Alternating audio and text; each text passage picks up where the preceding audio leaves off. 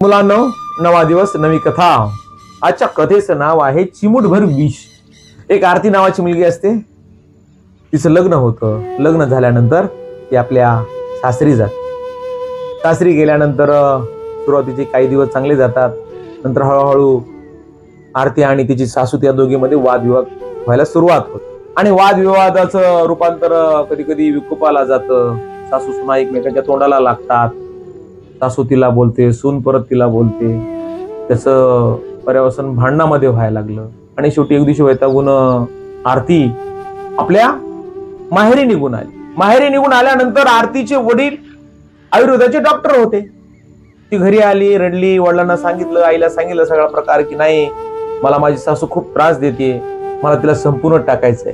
पप्पा तुम्ही काय करा, मला विष द्या, मी काय करते जेवणामध्ये तिच्या विष घालते आणि तिला मारून टाकते। असं म्हणलं तर वडील म्हणले, अगं बाई, तू जर असं मी तुला विष दिला आणि तू जर तिला मारून टाकलं तर आपण सगळे जेलमध्ये खडी फोडायला जाऊ की, असा काय वेडेपणा करतेस?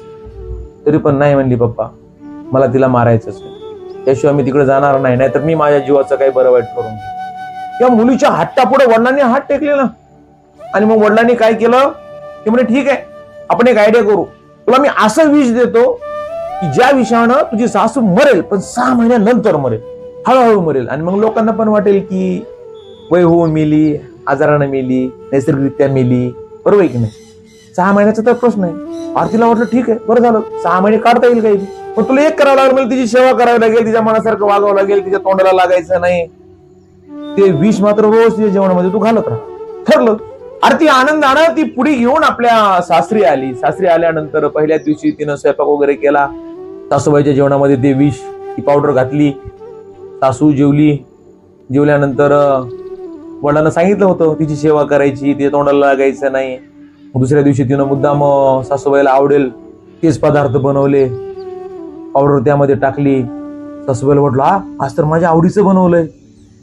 सुनबाईमध्ये खूपच फरक पडलाय की सासू थोडी बॅक टुटर आली, 2 पावलं मागं आली।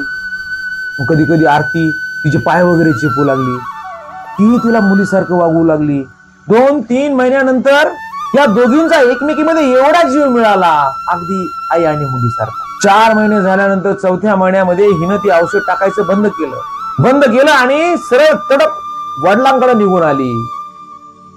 निघून आली आणि वडिलांच्या गळ्यामध्ये पडून रडू लागली आणि म्हणली, पप्पा काही करा, पण तुम्ही जे विष दिलं होतं ना, तुम्ही जे पावडर दिलं होतं ना, त्या पावडरचा परिणाम कमी करणारी किंवा नष्ट करणारी दुसरी पावडर किंवा दुसरं औषध मला द्या, मला माझ्या सासूबाईला मरू द्यायचं नाही। वडील हसले, अगं म्हणाले, वेडे, मी तुला दिलेलं ते विष नव्हतं, आपल्या घरातलं गव्हाचं पीठ होतं, तुझ्या सासूला काही होणार नाही।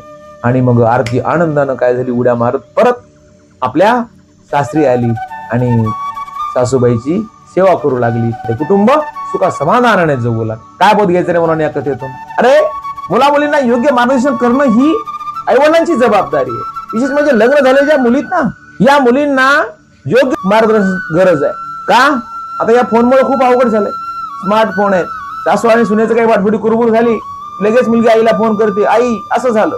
तिकडून जर संस्कारिक असेल तर ती काय करते, तिला योग्य मार्ग दाखवते, बरोबर आहे की नाही?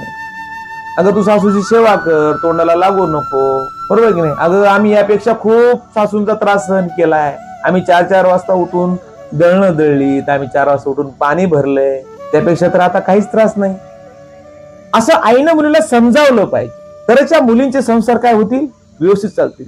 आणि या आयांचा आपल्या मुलींच्या संसारामध्ये ढवळाढवळ व्हायला नकोय किंवा हस्तक्षेप नको, बरोबर आहे की नाही?